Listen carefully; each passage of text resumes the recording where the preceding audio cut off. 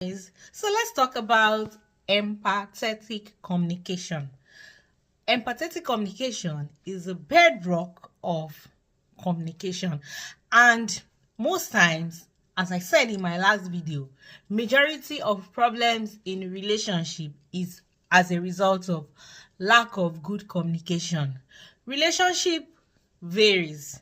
We have the business relationship, we have the office relationship, we have the love relationship, we have friendship relationship. So relationship varies, and most times your being able to develop good relationship with people, it's an attribute that can really help you to go far in life. And you realize that those people that you know, that most times they have been able to keep relationship for a very long time, it could be their how good their communication skills are. Those are one of the things that really help us in building a long lasting relationship, and at the same time it also helps in connection. So with these few tips, I'll be helping you on how to build a very long lasting and committed relationship with whosoever, which can also lead to great connection and bonding. So we talk about whenever you are expressing yourself, you should try to express yourself in an understanding and also respecting whosoever you are into conversation with. So you need to practice active listening, in the sense that you need to always give full attention when somebody is speaking with you, and most time you need to use more of eye contact, nodding of the head, verbal cues to really show that you are with the person, like using I see, wow, that makes sense, to let the person really know that you are with that person. And most times you need to avoid interrupting. The other thing is to recognize the speaker's feeling. Of course, a lot of people, when they are angry, they shout, they raise their voice, but because you understand the situation, most times you are able to create a peaceful atmosphere. So not just understanding the speaker's emotion or your partner's emotion, you should also try to not just understanding their words, but you should also try to understand the speaker's emotion. And most times it's always shown, it's glaring in their facial expression and in their tone. So when you pay attention to those things, and also their body language at times, you know that this person is angry. So most times it's better to be quiet and don't respond in a way that may annoy the speaker even more. And then most times it's better to use words like, I understand how you feel. Oh, is this what is causing your anger? Okay, what's the how really does this did I make you feel? To let the person know that you are having empathy for him or her at that time. So show interest, and this kind of allow deeper conversation. So it's better to use open-ended questions like, how did I made you feel? Or is there anything that I can do to make you feel better? Or can you tell me more, because I don't really understand better how I have upset you? And just a way of showing empathy. And most times it's better, even if you don't agree with the person, it's better to acknowledge their emotions by letting them know that you feel their pain. And sometimes you can use words like, I understand why you feel this way. Oh, this is really sad. Or this sounds really tough. Words that are empathetic in nature, you get. So most times it's better. Then you need to also control your reaction. Even though you are angry about what your partner is saying, you should stay calm, because you understand better the situation. And most times this video has also helped you to be a better person, so you know how to interact with your partner.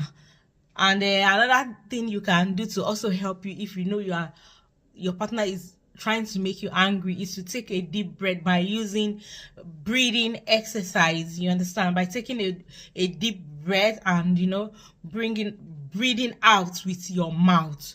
So this helps you to calm down. Then don't judge, avoid judgment, or don't be defensive. So, and most times, don't blame. Using words like you caused it, you are the problem, most times it's not always too good. So instead of blaming, use that I feel we can do this way. I think it would be better if those words are better. And sometimes you can also express how you feel, that I feel upset when I am not heard, or most times when I'm talking to you, you don't you are not attentive, you don't listen the way I want you to listen to me. So most times, don't ever say you never do anything good, you are never better, you are sometimes it can make the other partner feel rejected and unhappy. So most times you need to be patient with each other, and most times people, they just need to express how they feel, and that's why you see a lot of people angry when they talk. They just need to bring out what they feel. So most times it's better you allow them, you understand. And most times you don't really need to fix the problem at times, because the person just needs to express himself, and they don't know. The only way they know how to express themselves is to shout.